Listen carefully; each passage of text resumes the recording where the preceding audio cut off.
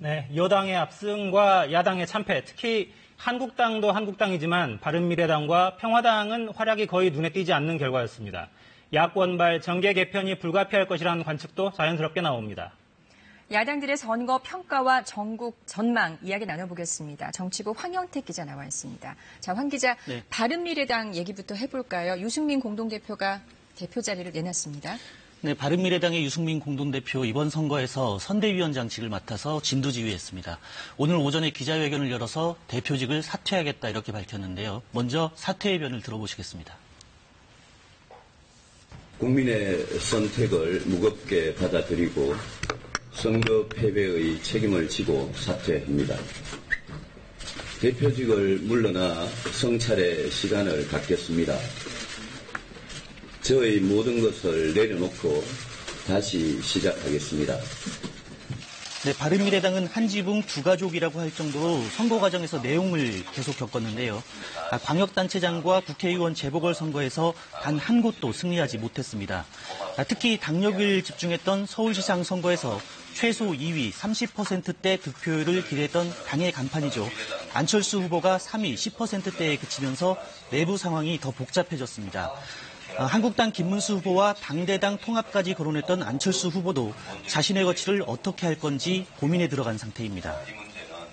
네, 황 기자, 민주평화당은 어떻습니까? 광역단체장은 아예 없었고 호남에서 기초단체장만 5명 배출하는 데 그쳤어요. 네, 민주평화당은 당의 전통적 지지 기반인 호남에서 외면받으면서 당의 존립 기반 자체가 위협받고 있는 상황입니다. 오늘 저녁에는 6.15 남북 정상회담 18주년 기념식 외에는 다른 공식 일정이 없거든요. 보통 선거 다음 날이면은 선대위 해단식이나 의원총회 이런 행사들이 있는데 그렇죠. 이런 행사 자체가 없는 게 위기감이 반영돼 있는 거 아니냐 이런 전망이 나옵니다. 충격이 커 보입니다. 네. 자, 정의당을 한번 볼까요? 다른 보수 여당과는 달리, 보수 야당과는 달리 좀 정당 투표에서 10% 안팎을 차지한 그런 지역도 꽤 있더라고요. 네. 정의당은 앞서 말씀드린 민주평화당과는 달리 오늘 오전에 선대위 해단식을 하고 선대위 전체 회의도 열었습니다. 네. 이 자리에서 선대위원장을 맡았던 이정미 대표는 이번 선거 결과에 대해서 아쉽지만 절반의 성공을 거뒀다. 이렇게 자평했습니다. 직접 들어보시겠습니다. 2014년 11명의 당선자를 냈던 기초의원 선거에서도 이번에 30명 가까운 당선자를 냈습니다. 국민 여러분께서 정의당에 보내주신 소중한 지지에 감사드립니다. 네, 들으신 것처럼 정의당은 정당별 득표율에 따라 배분하는 광역과 기초의원 비례대표 선거에서 상당히 선전을 했는데요. 이 대표는 앞으로 자유한국당을 대체하는 제1야당이 되겠다 이런 계획도 밝혔습니다.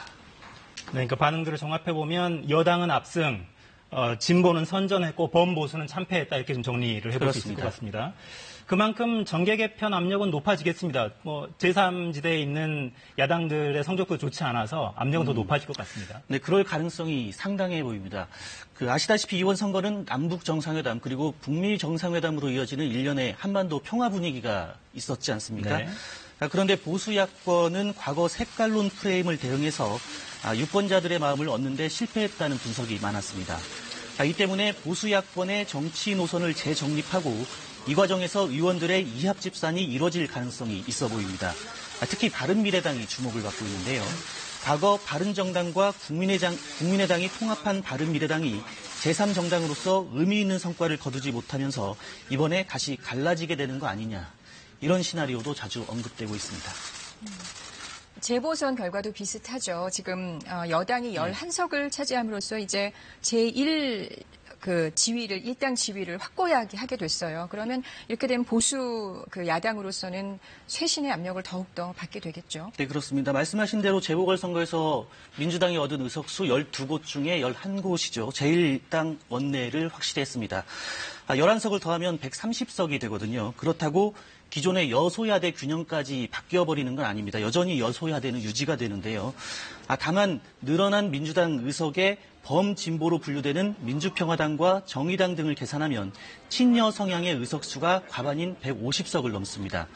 이를 토대로 대북 문제나 정책연대 등에서 이들 정당이 협력하면 국정 운영의 기반은 마련될 걸로 예상됩니다. 이런 상황이 되면 앞서 말씀드렸던 대로 한국당과 바른미래당 등 야당이 이를 견제하기 위해서 보수 대통합을 추진할 가능성도 배제할 수 없습니다. 특히 다음 총선이 1년 10개월 후, 그러니까 2020년 4월에 있지 않습니까? 현재 야권 진영에서는 향후 선거에서도 이대로면 여당을 상대하기 버겁다. 네. 이런 우려가 많은 점도 보수 대통합의 동력이 될 것이다. 이런 분석이 있습니다. 반면에 아직은 시간이 좀 남아있기 때문에 일단은 조기 전당대회 등을 통해서 새 지도부를 뽑고 당을 추스르는 게 먼저다. 또 이를 통해서 내부 혁신을 거쳐서 재기를 모색하면서 이합 집산의 시기를 저울질할 것이다. 이런 반론도 만만치 않은 상황입니다. 네.